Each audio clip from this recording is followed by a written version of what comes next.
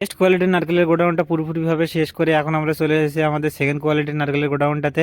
তো এই গোডাউনটাতে আমাদেরকে এই নারকেলের বস্তাগুলোকেই কেটে ঢেলে মিক্সিং করতে হবে। তো চলো তোমাদেরকে দেখায় যে সেকেন্ড কোয়ালিটির নারকেলগুলো আসলে কেমন হয়।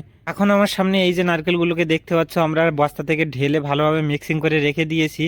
তো এই নারকেলগুলোর কালার আর কোয়ালিটি দেখে আপনারা অবশ্যই বুঝতে পারছেন যে সেকেন্ড কোয়ালিটির নারকেল আসলে কেমন হয়।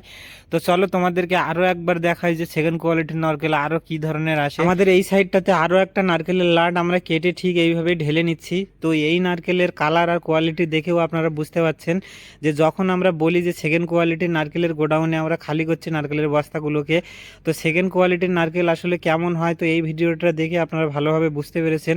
তো এটার থেকেও আরও একটা খারাপ ধরনের নারকেল আসে আমাদের গোডাউনটাতে, তো সেটা আমি অন্য একটা ভিডিও বানিয়ে আপনাদেরকে দেখিয়ে দেবো।